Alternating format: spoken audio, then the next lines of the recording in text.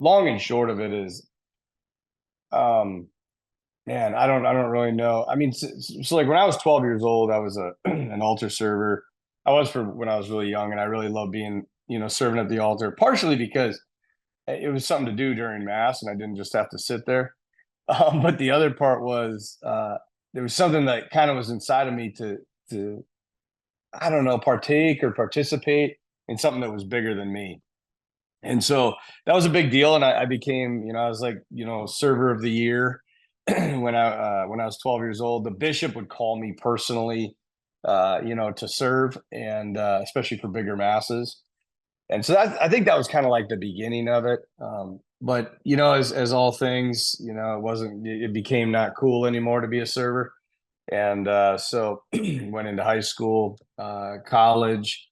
But I think the turning point was when I was in senior year. We took a trip to Rome, and honestly, I've always said this. The two reasons I wanted to be on this trip was number one, the drinking age was like 16, and number two, there were two girls that I desperately wanted to date that were going on this trip too, and I thought this would be some good quality time that I could spend with them. And it turned out that God had other plans over there, as He always does. And when I was over there, I had we had we were in the midst of two bishops. So one was Bishop Paul Zipfel, and the other one was Bishop John Kinney. And John Kinney had just been moved to St. Cloud, and Bishop Zipfel had just been appointed to Bismarck. And so they were both over in Rome for their ad limina visit, which is a visit every 5 years they have with the Pope. And prior to that visit, they have an invite that they can give, just one, to bring somebody to the meeting. There's a private mass with the Pope, and then you get to meet him afterwards. And then after that, you kind of go away, and the bishop has the meeting with the Pope. So when we were over there, usually it goes to the seminarians at the North American College. We didn't have any seminarians at the North American College at that point. Our group was over there, and so I was, we were informed by our two priest chaplains that we were gonna, two of us were gonna go meet the Pope, and so there were 33 of us in the group, which I thought was pretty significant. The 33 years of Christ, and then after supper, we're like, all right, we're just gonna pray to the Holy Spirit, just like the apostles, draw lots, basically, pick names out of a hat. And so I remember sitting there, we're in this parking lot, and I was just like, and over there, I'd been really thinking about the priesthood because I had encountered the martyrs, and that was something that I'd never experienced before. The martyrs, it's just something, like they were willing to die for their faith. And I remember asking this question. This is really pathetic. I know this, but like I asked this question, I was like, what would I die for? After seeing all these men and women who would die. And, and they were all types of ages. They were young, they were old, they were men, they were women, whatever. And I just came back with the answer. Nothing. I don't think I would die for anybody or anything, which was pretty crushing, when you come to that realization that you're an arrogant jerk, and so these things were building in me, and like seeing the effect that the church had in Western civilization and culture, and just seeing that, that, as I initially said, being part of something bigger than myself. Anyway, so I was sitting there and I was like, all right, I'm like kicking around this priesthood idea. And I was like, okay, well, God, if you want me to be a priest, pick my name out of the hat. And sure enough, my name was the second name picked out of the hat. There was the first name, it's kind of funny because once I said this prayer, I was like, oh no. I'm like, there's a 1 in 33 chance. Well, the 1 in 33 chance, and I'm going to get picked. And when the first name was picked, it was this girl that was in our group, and I was just like, oh, thank God. And my buddy's like, look at me like, what do you mean, thank God? I'm like, oh, thank God she got picked, man, I hope I get picked. And then the second name was mine. And I just like, I remember like just kind of like sitting back on the hood of this car, and I was like, my life is over. Like I just forfeited my whole life in one moment. And all my buddies are like, oh my gosh, like you're gonna go meet John Paul II. You're gonna meet John Paul II, the saint of our times. And all I could think of is like I just gave up my life to God, and it's over, and life is gonna suck from here on out, and I'm gonna be miserable. And so anyway, I ended up going with the bishops, and I met John Paul II, which was an extremely, extremely powerful moment in my life. And I'd have to say that was probably where it kind of flipped. And there's a lot more to that story. Like I said, if you want to watch it, it's like an hour long. I promise. It's entertaining. It's fun, and it's all true, which is really the really crazy part. But that was kind of the turning point. There was a time when I kind of fell away from that, but that was the moment I think where God really kind of made it clear to me that He was asking something uh, tremendously beautiful of me in my life. I realized really quickly who my friends were. I was in all humility, I was a pretty popular guy, um, pretty well known. I was a big soccer player. I played a lot of sports, very athletic. I was a team captain for our soccer team. We lost back-to-back state championships, which so be it. That was part of the story too. It sucked at the time, but that's what led me to here. But yeah, when I got back from that trip, I was going to join seminary, and then I said, this is how I mean, we just play around with our words and mess around with God sometimes. But I was like, I'm sitting there and I'm like, I did say if you want me to be a priest, not when you want me to be a priest. So I had this, I was like, okay, so I'll just get married, my wife will die, and then I'll become a priest. Like, and so I didn't go right away. I went through 4 years of college, and at the end of my time at college is when I made the decision to go. And man, when I made that decision, like I bet I lost 90% of the people I knew. Like I had some of the guys were like, you're gonna go join the pedophiles. You're gonna, I can't believe you're wasting your life. The girl I was with at the time, when I told her, that did not go well at all. Like she just got furious about it. Um, so yeah, it was hard, but at the same time, it was kind of purifying because you sit back and you're like, you think you have all these friends, it's even worse now with social media. Like I got, 1.2 million followers. Like these are all the people that love me. They don't love you, man. Like, I mean, they might worship you in some weird sense as, through idolatry, but they're not your friends. Um, and so, yeah, like when I changed my direction in life, yeah, I lost a lot of friends. But I mean, Jesus said, He's like, it's going to cost you. The cost of discipleship is high. We had our men's group last night. We were watching this every Wednesday of the summer. We're watching season 4 of The Chosen. We've done it for the past 3 years, and now we're doing it this year. And watched episode 3 last night. And I won't. There's no spoiler here, but it really gets across like what it's going to cost you. And in the end, it's going to cost you your life. Now that might mean red martyrdom, where you actually die for the faith, but it might also just mean that it's costing you. You got to sacrifice a lot. But that's with anything, any relationship of love, you got to sacrifice. Like if a man chooses to get married, he has to sacrifice every other woman in the world. He can only have that one. And so sacrifice is just part of life. And the more you sacrifice, the more beautiful things become, I think. But it sucks, and we hate it, and most of us are not very good at it. So. I wake up and 6:30, grab a cup of coffee and go directly to the chapel, where I prepare my homily for that day. I pray morning prayer, do my morning prayers basically for about a half hour, get ready, have mass. And then after mass, I come in and sometimes I got a lot of things scheduled. Other days, like the summer's been really interesting. So I run a school, and so during the academic year, it's just nonstop. There is always stuff going on, from meeting with people to marriage preps to RCIA, confirmation class. I teach 2 classes over in the school.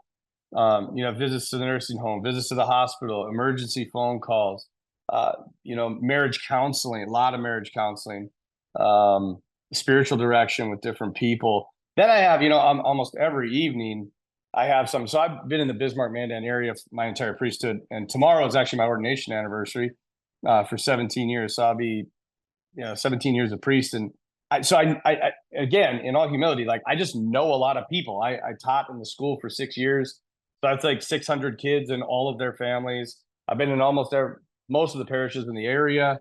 I know all the people in the area, and so like yeah, when I'm scheduling right now, like if you called me and said, hey, let's plan a supper, like I'm into September right now. So, and that's trying to save one day, a week where I don't, it's just kind of for me. But the other 6 days, I usually don't get home until, 9:30, and then, pray night prayer and go to bed. But in the midst of that, I always have a plan. Usually what I've been doing lately is just, over lunch, my staff is all gone during lunch. And so that, from 12 to 1 is my holy hour that I pray every single day. And that's kind of the anchor, without that, I don't know. I don't think I'd be a priest very long. You gotta have that time. I actually don't know how people survive without it. I don't know how I survived without it. Like I actually didn't. I didn't really survive without it. I was kind of a mess, and I'm still kind of a mess. But like, there's this, even the gospel for today. Jesus says, "Those who build on rock, when the storms come and the winds and the floods, the house remains because it's set on rock." He doesn't say that there's not going to be any storms in life. In fact, he says there's going to be storms. So you better build correctly, because if you don't, you ain't going to survive it. And the rock for me, obviously, is Christ himself, but it's my relationship with him in that holy hour. And that's what really sustains me. And, I don't know, there's been there's a lot of ancillary stuff. I've been part of exorcisms, not by choice. It just kind of happened to me.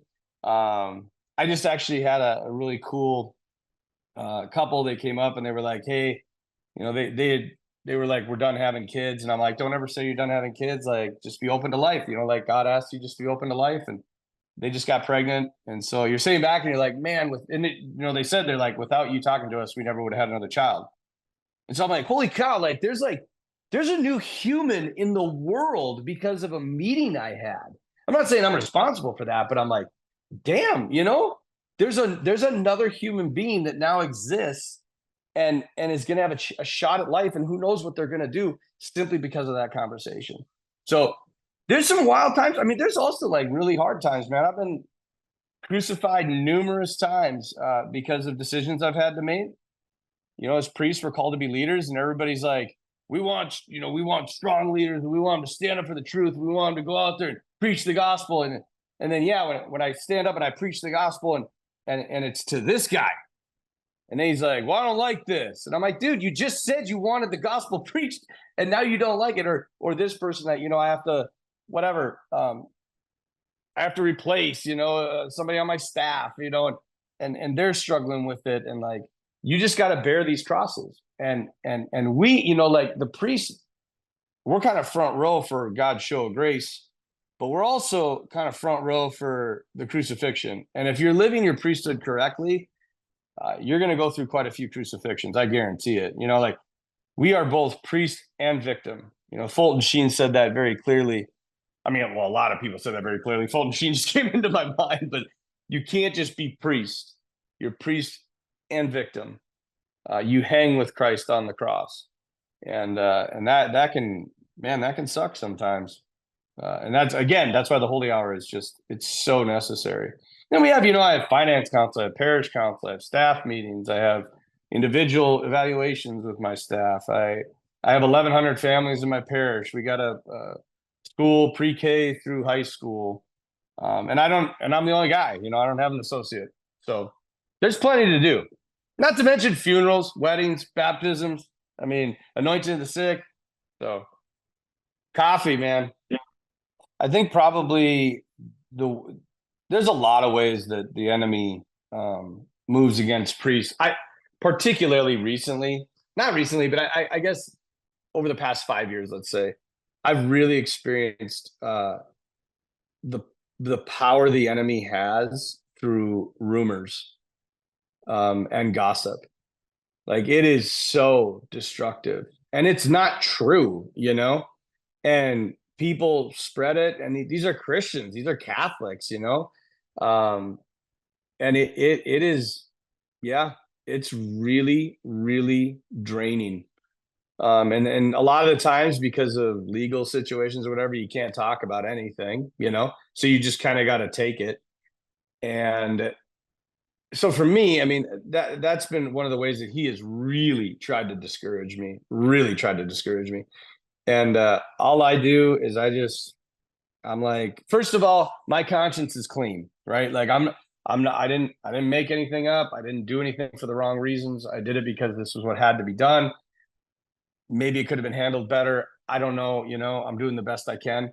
And so if my conscience is clean on something like that, and there's all this, stuff going on around me, I just go to the chapel, man. And I'm like, Lord, it's your church. Like, you called me to lead, and you're gonna have to fix this. And so far he has every single time. And I'm a big fan of Jordan Peterson. I don't know if you know who he is. He's a psychologist in America, and well, he's Canadian, but his one of his things that I just sticks in my head is he has this series called Dragons, Monsters, and Men, and it's basically about like how to be a real man. And his thing is, he's like, you want to be a real man? He's like, how about you stop lying?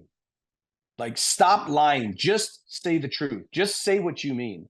And I'm not saying I'm a big liar, but I like that when he says, just live in the truth.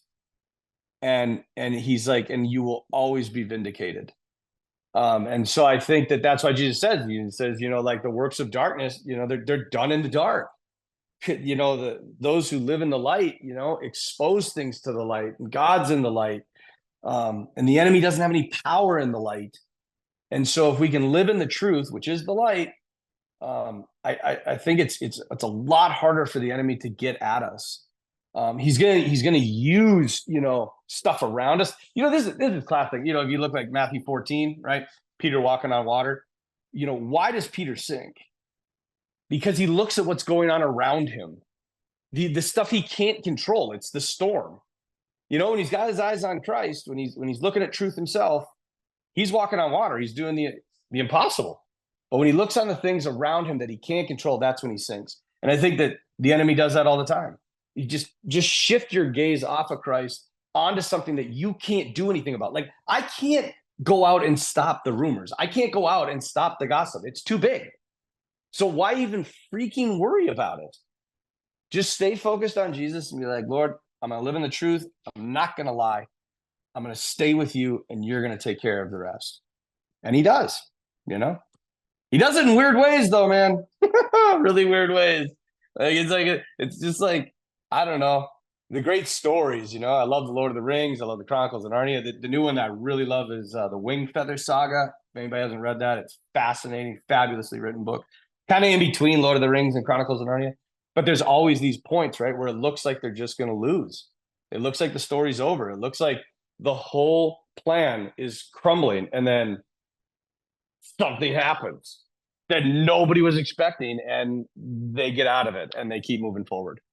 And I just, the great stories of our time really tell the great story of salvation. I mean, the Bible does that. It's not just Lord of the Rings. I'm accused, man. I love the Lord of the Rings so much that I mean, if you have a Bible and you have the Lord of the Rings, you have every book you need for the rest of your life. I'm convinced every possible thing about life is in those two books. I mean, you really don't need the Lord of the Rings. It's all in the Bible, but it's a fun book to read. I'm like, I don't know if everybody realizes right now the state of affairs, but it's pretty brutal. Like, what we need now more than anything is unity.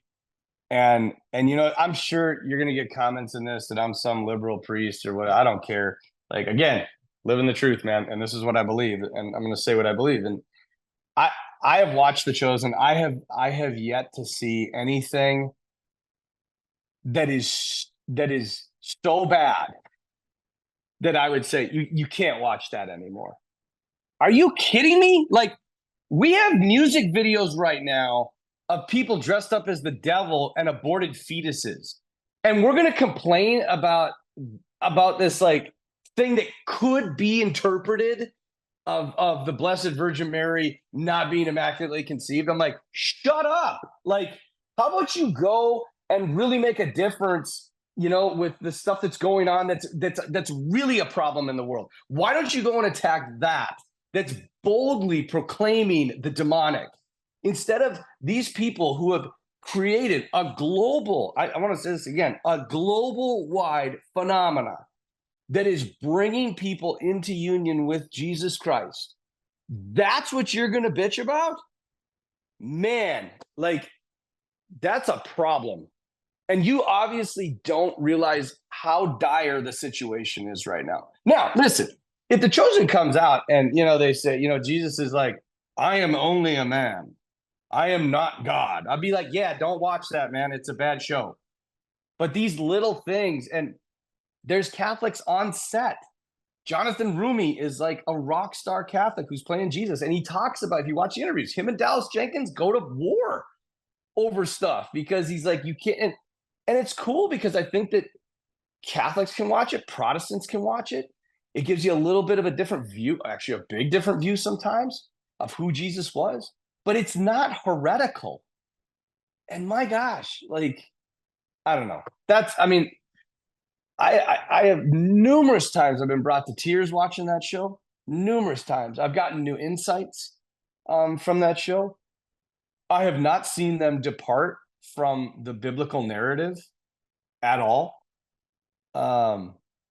Yeah, there is so much. Jesus said, "You will know the tree by its fruit, and the fruit of the chosen is not rotten. It is full of life." And so, yeah, if they're not against us, they're for us. So that's part of telling a story. You're going to use these different things, but you're not going to corrupt the narrative, right? So you can do a built of a little bit of a backstory. That's season or episode 3, which we just watched last night.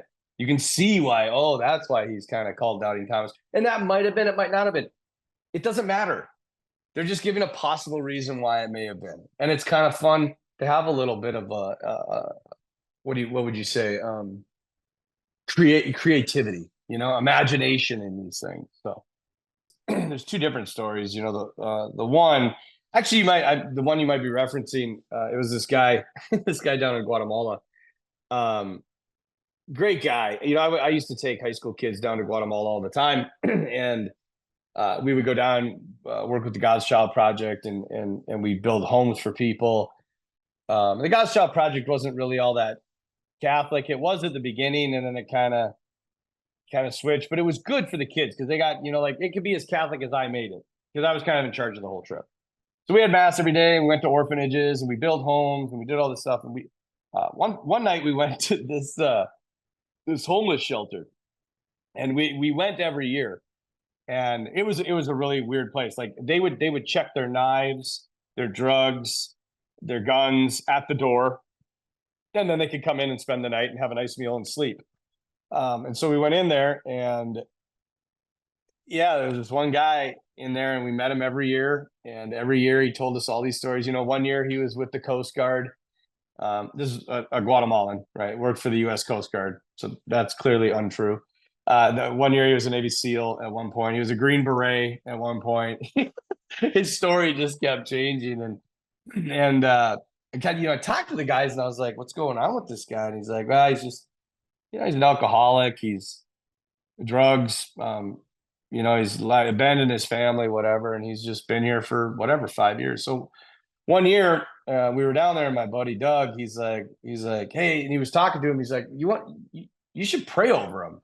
And I'm like, okay, I got no problem praying over people. So I'm like, I'm praying over this guy, and I'm like, Lord, we ask for deliverance and that for your beloved son, and if there's any spirits of alcoholism or drugs or whatever, I'm like, in the name of Jesus, be gone from this man. And all of a sudden, this dude went ballistic. And he was a little guy, and my buddy Doug's a pretty freaking big guy.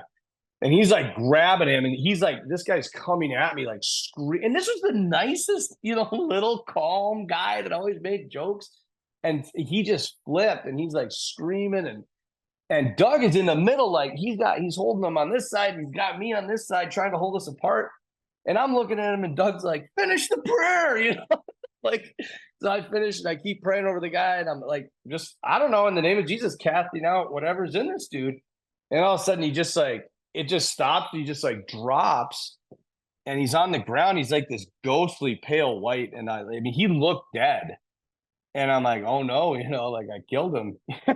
Or Jesus killed him, I don't know, whatever. But he's laying on the ground, and then all of a sudden he kind of comes to, and where he doesn't know where he is, and anyway, so that was kind of the ordeal. Well, then the next year when we came back, he wasn't there, and I talked to the guys that were there, and I'm like, hey, where is this guy? And they're like, yeah, man, he's like, after you guys prayed with him, he cleaned up his life.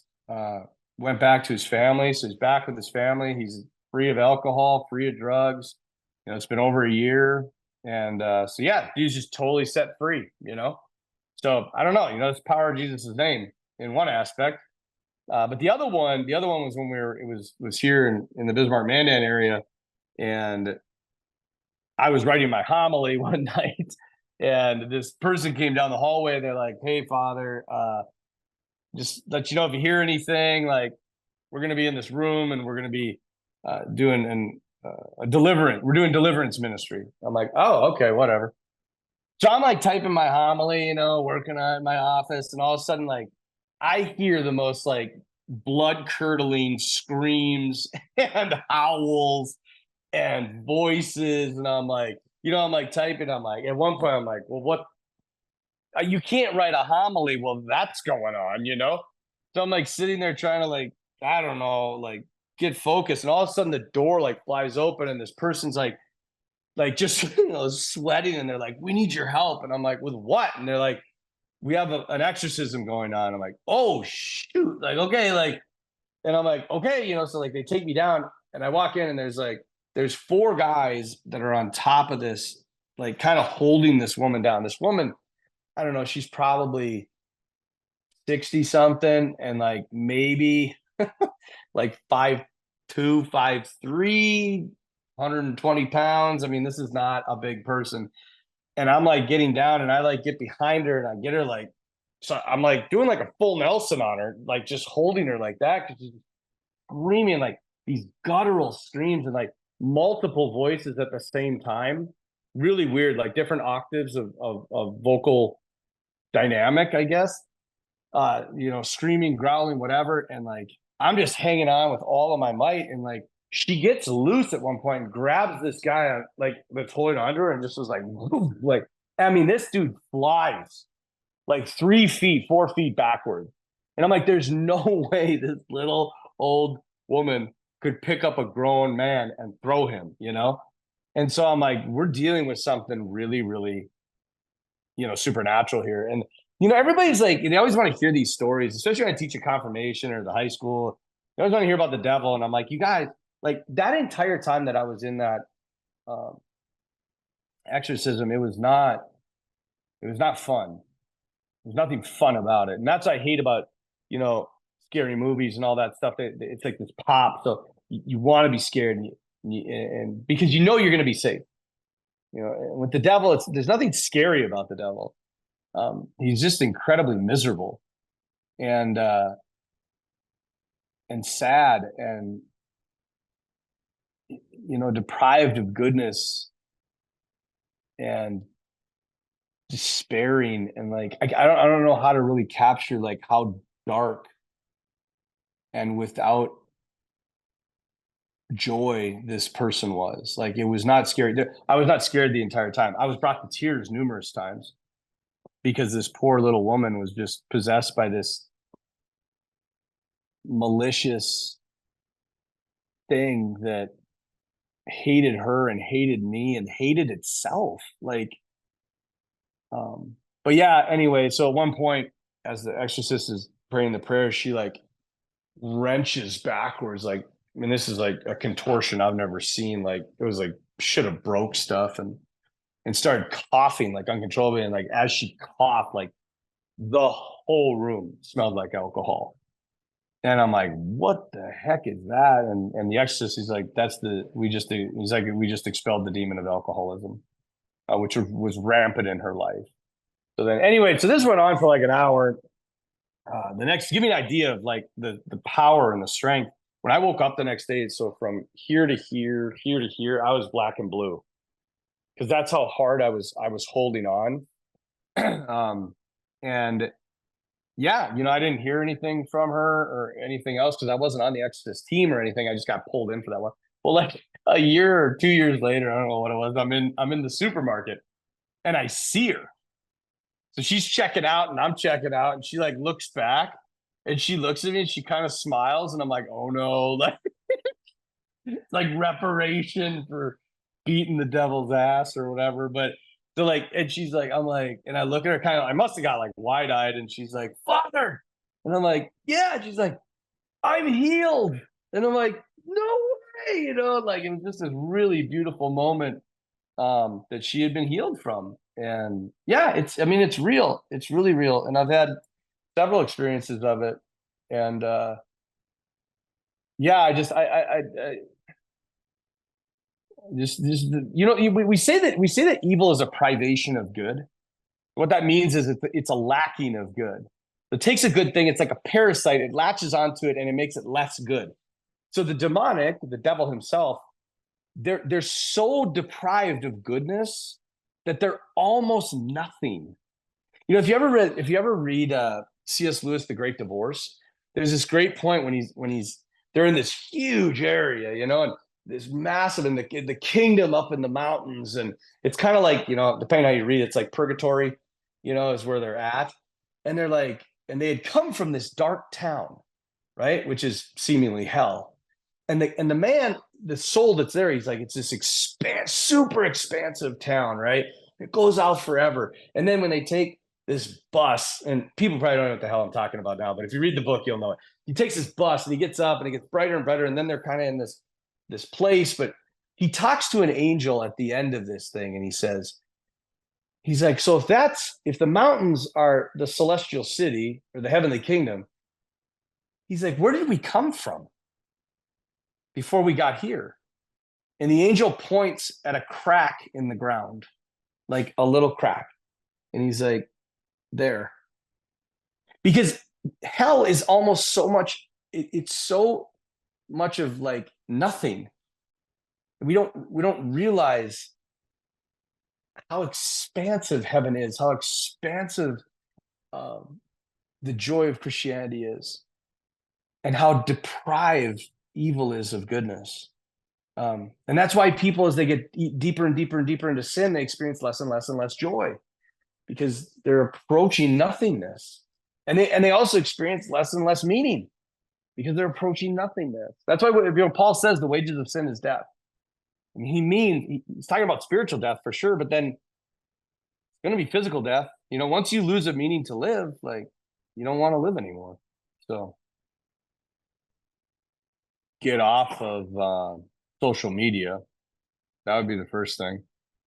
That's all. I mean, there's already enough anxiety in the world. That's just going to bring more and more. Turn off the news. I have one news app that I'll give them a little plug, because I have their little leftist tears, the Daily Wire. I really like the Daily Wire. I think they're honest and pretty balanced.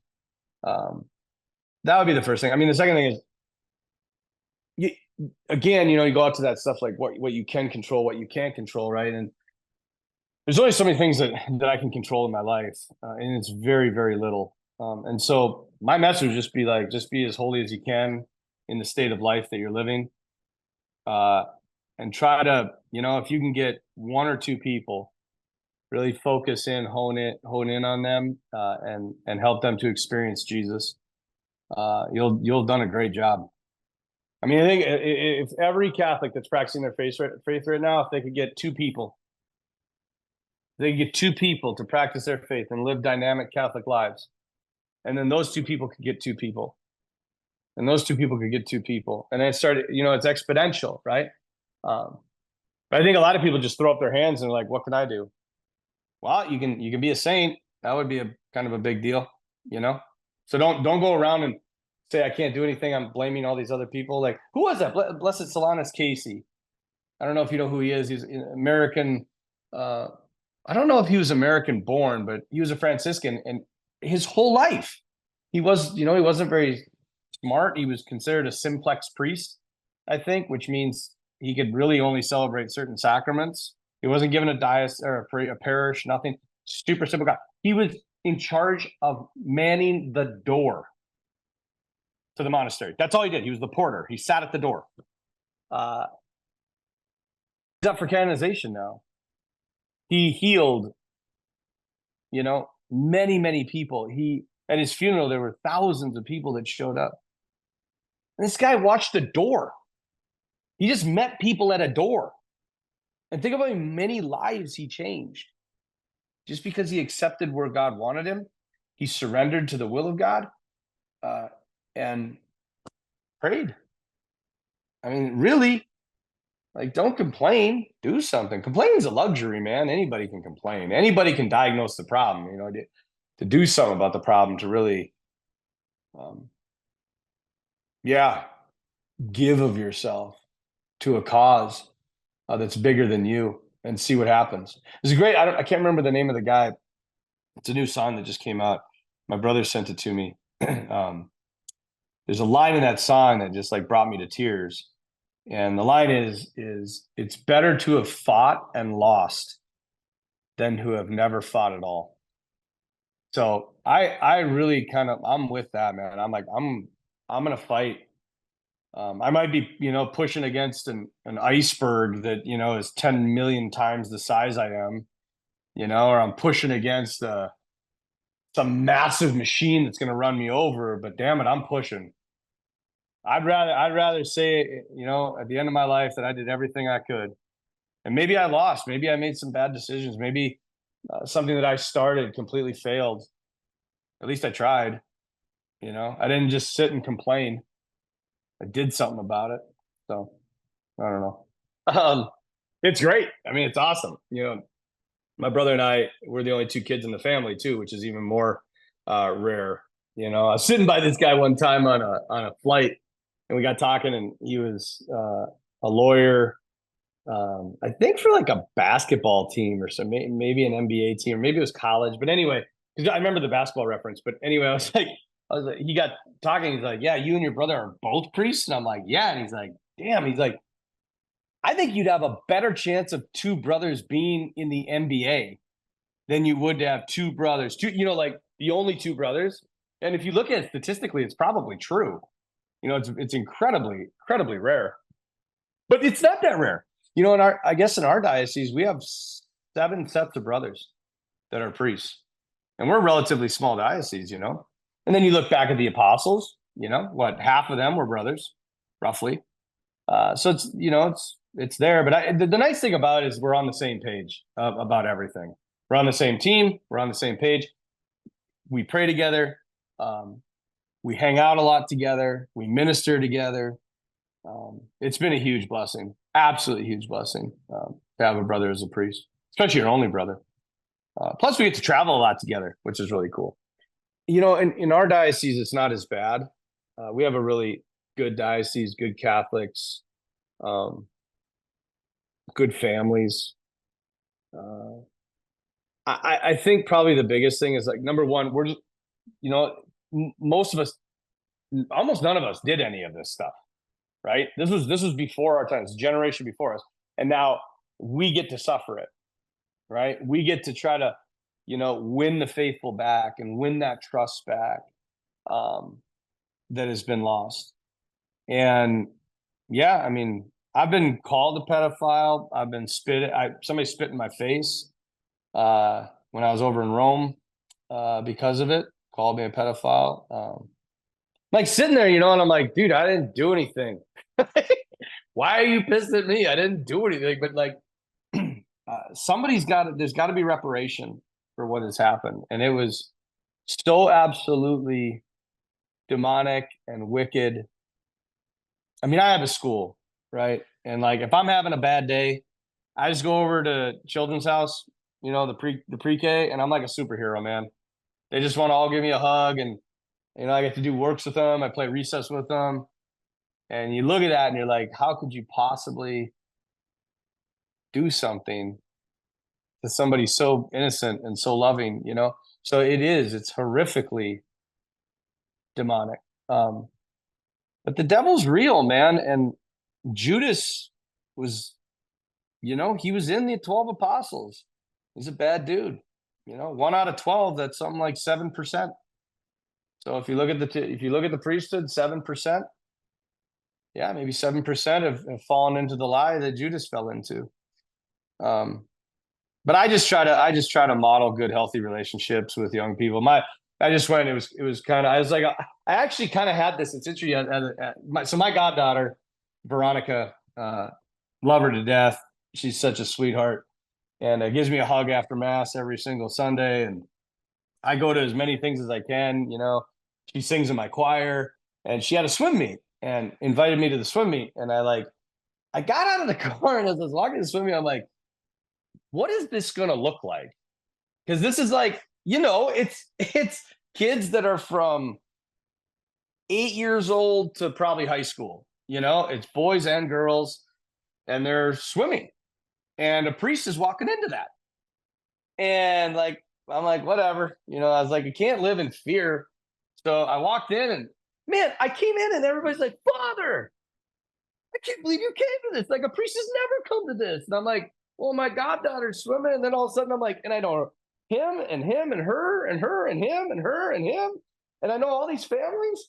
And everybody's like, and then all the kids are coming over and they're like, you came to our swim meet. And I'm like, yeah. And like, just had a blast, like had an absolute blast. And so we can't live in that fear. Like, I know who I am, and I love children. One of the greatest sacrifices of my life was giving up the chance to be a natural father. But the amount of spiritual children I have, um, it's unbelievable.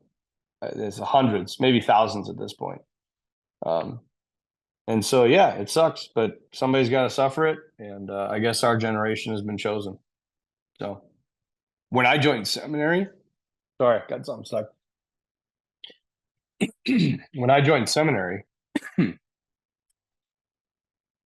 I had got done filling out the paperwork. I got accepted, and the Boston scandal broke. So I have lived my priesthood. Ever since I joined the seminary through my priesthood, I have always been in the shadow of this scandal. And one of the things for me was, like, I remember when I joined and that happened, everybody's like, what are you doing? Like, why on earth would you want to be part of this institution, especially now, And I'm like, because that's not the priesthood. That's not what Jesus left us. Jesus left us the priesthood as spiritual fathers who minister and love the flock, who die for the flock.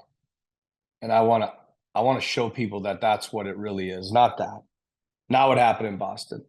That's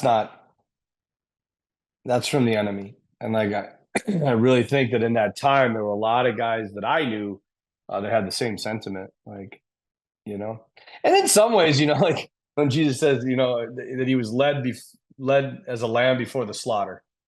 I think some of us were too, without even knowing it. We were led to the slaughter. But there's there's a lot of people that hate the church, but son of a gun, there are so many more that love the church. And that's really encouraging. And even the ones that hate the church, it's usually because somebody's hurt them in the church. And so my line always, whether it's in the confessional or in counseling or whatever, I meet somebody on the street and we just start talking about Jesus, and they're like, well, this person hurt me so bad that I just don't ever want to be part of the church again. And my thing is, I always say, hey, if it was one person that led you away from the church, maybe one person could bring you back, and show you what it really is. So that's kind of my line. Sometimes it works, sometimes it doesn't, but such is life. I think I have more stories of people that kind of ebb and flow, right?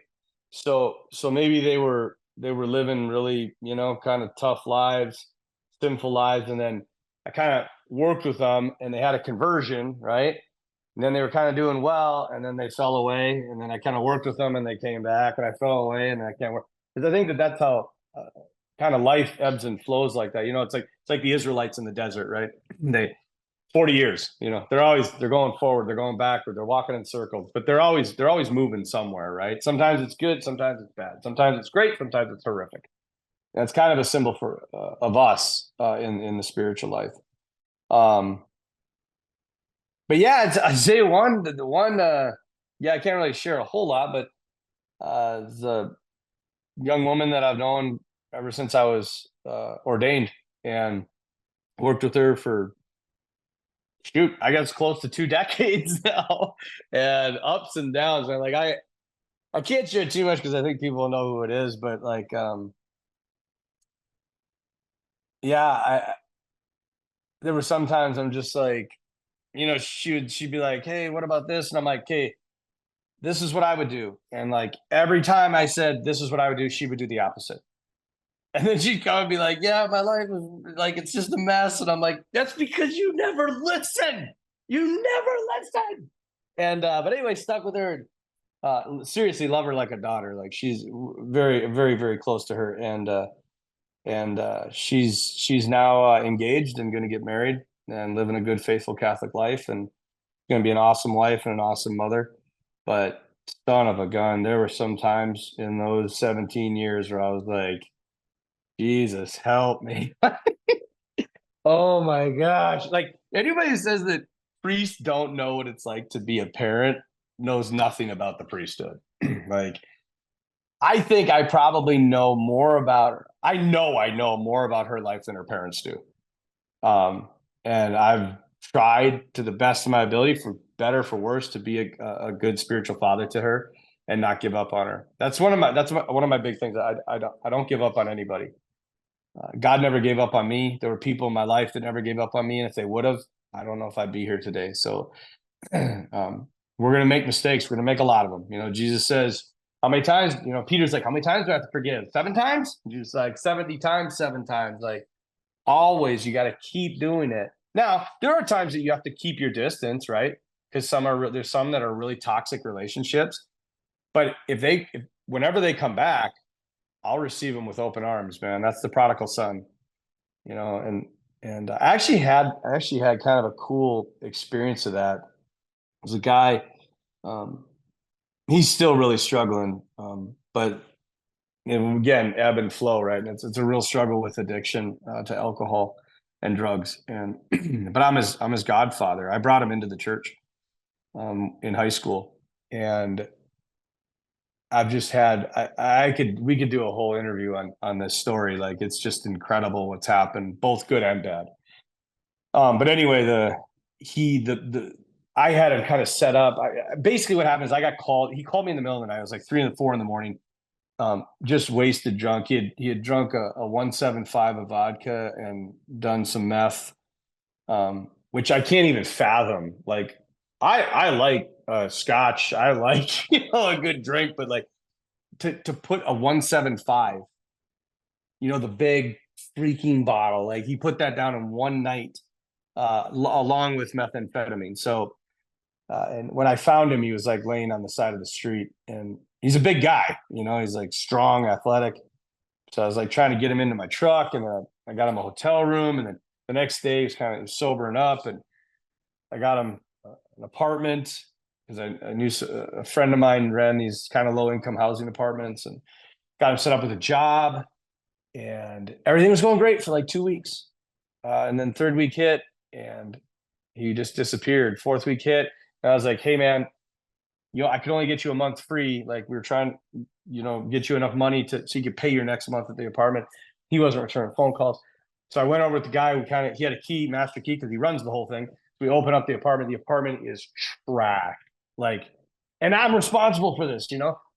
Trash. There were like 12 garbage bags stacked high.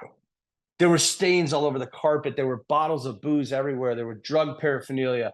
I mean, it looked like a drug house, or like it was. I'm just sitting there and I look over at the guy and I'm just like, "I am so sorry, man." And he's like, "Well," he's like, "It happens."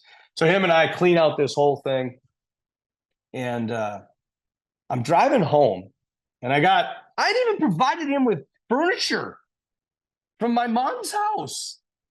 And I'm driving home with all this crap in the back of my truck, and we had cleaned everything, and I'm covered in crap. Anyway, and I'm driving, and I'm like sitting there. I just remember I was like, in my head, I was like, "I gave you everything, and you freaking threw it back in my face." And right then, man, God was like, "Don't forget when you did that to me." And I was just like, And then I'm like in tears, because I'm like thinking of my own conversion. And anyway, so about whatever, 8 months goes by, and I'm in the confessional. It's Advent. We're having a penance service, and it's over. It's we started at 6. It was like 8:30, so we're finishing out and packing, getting everything ready. And I turn around, and he's standing there, this guy, and I'll never forget like what I know. The prodigal son's a parable, but like what the father experienced in that moment is what I experienced. I didn't even care that what he had done anymore. I was just so happy to see him, because I mean I was like, this guy's gonna he's living a life where he could be dead. And I worked a long time with him, and I just hugged him. And we were both crying, and um, so yeah, I mean, I wish there was a happy ending to that story. It's not there yet. Um, he was doing really well, and then his mom committed suicide, and they found her on Mother's Day, and it just pulled him back into it. And so he's been kind of off the radar now for a while, but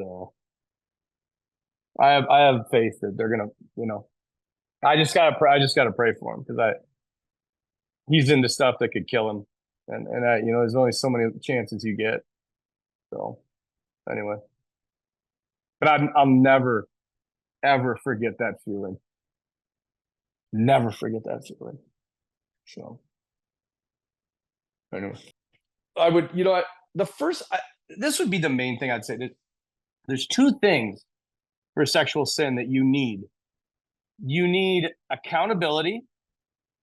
That is huge. If you don't have accountability, you really don't have. You're not going to get out of it. So you need one or two people, and these are not just random people. These are people that you really trust and you want to work together with, that are going to check in on you, and when you're struggling, you can call them. And so that's first. The second thing, you got to have some type of software, some type of filtering software that you don't control. I got to be so clear about that. There's people that I work with, and I'm like, because on the iPhone you can like lock things down, right? And I'm like, I'll talk to him. He's like really struggling. I'm like, okay, so are you doing anything? He's like, yeah. I got my iPhone locked down. And I'm like, who has the password for that? And he's like, I do. I'm like, well, if you have the password, you can just go and unlock everything every time you want to sin. So like, I think that's big. Some type of software, accountability software, and then accountability people. Daily mass, adoration, confession, some type of discipline. We live in a type of world that is constantly giving and giving and giving and giving, pleasure.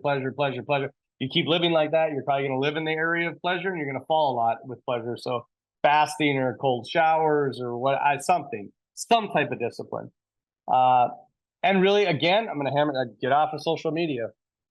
There's just so many provocative things, and there's so many ways that the devil can just come at you. Even if you're having a good day, just one little picture of this, kind of scantily clad woman, and that's down the rabbit hole. And so those are kind of the things I think, and you got to want it, and ultimately, again, Jordan Peterson, my buddy from Daily Wire, he's a psychologist, and he said, nobody ever really gives up an addiction. They just replace it. And so he said, if you have a destructive behavior that you're addicted to, then what you need is something to replace it. And so find something healthy. Working out's huge regardless too, because especially for men, men have a lot of testosterone, and testosterone is partially driven for sexual drive. So go friggin' work out and burn up all your testosterone in the gym, man, until you can't move, and do it like, and here's another thing. Don't just do it because you want to be free of sexual sin. Do it for people who are suffering. When you have something behind your discipline, behind your fasting, behind all that, it makes it easier, and it also benefits the universal church. So, I mean, yeah, those are kind of some of the things that I would encourage people with.